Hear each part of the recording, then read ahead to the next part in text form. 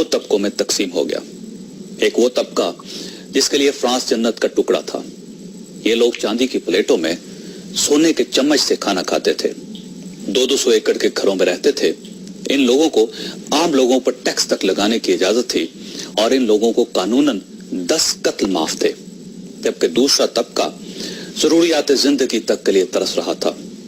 इन लोगों के पास खाने के लिए खाना, पीने के लिए साफ पानी, पहनने के लिए कपड़े और सर छुपाने के लिए छत तक नहीं थी। ये लोग बेरोजगार भी थे, एलीट क्लास के जुल्म का शिकार भी थे, इंसाफ से महरूम भी थे और इन्हें तालीम, सेहत और बराबरी के हकूक भी हासिल नहीं थे। उस वक्त फ्रांस की यह हालत थी कि मुल्क पर कहत पड़ा। लोग शाही महल के सामने इकट्ठे हुए और बादशाह के सामने रोटी रोटी रोटी की दुहाई देने लगे। ये वही वाकया था जिसके आखिर में बादशाह की नौजवान मलका ने कहा था कि अगर इन लोगों को रोटी नहीं मिलती तो ये केक खा लें।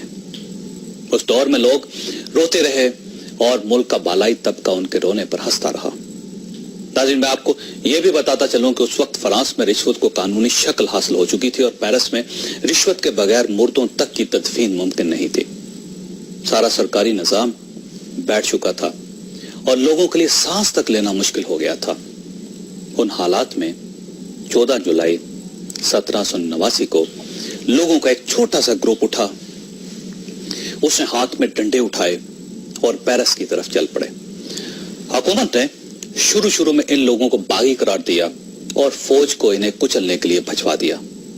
लेकिन फौज के पहुंचने से पहले ही ये छोटा सा ग्रुप हजारों लाखों की फौज बन चुका था। लोगों की यह फौज 1 माह के अंदर पेरिस पहुंच गई।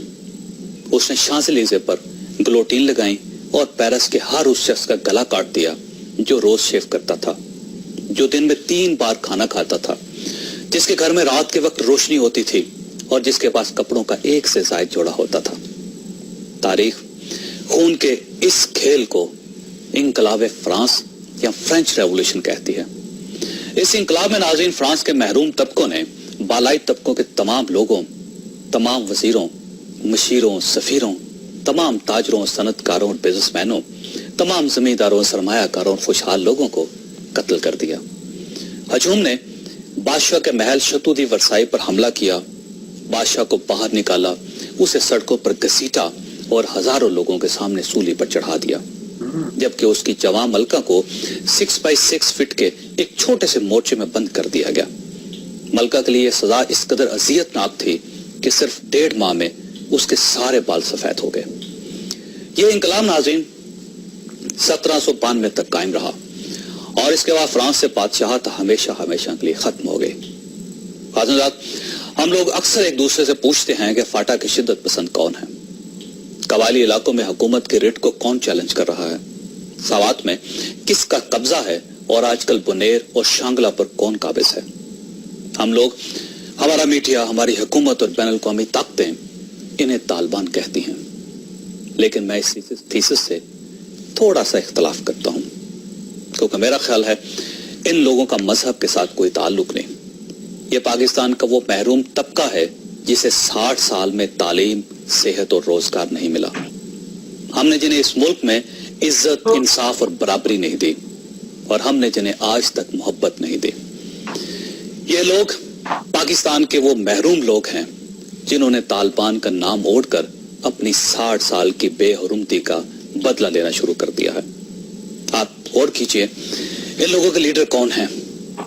इनमें से कोई लिफ्ट ऑपरेटर था, कोई बस ड्राइवर था, कोई कंडक्टरी करता था, कोई इत्र बेचता था और कोई गली गली, मोहल्ले मोहल्ले में फेरी लगाता था। आप गौर कीजिए, पंजाब, सिंध और सरहद के कौन से लोग इन्हें ज्वाइन कर रहे हैं? ये वो लोग हैं जिन्हें कोई बुनियादी सहूलत हासिल नहीं थी। ये सब बेरोजगार, महरूम, बीमार और बेहुरमती का शिकार लोग हैं। चुनांचे ये इस तेजी से आगे बढ़ते चले जा रहे हैं कि मौलाना फजलुर रहमान तक ये कहने पर मजबूर हो गए हैं कि इस्लामाबाद अब इनसे ज्यादा दूर नहीं।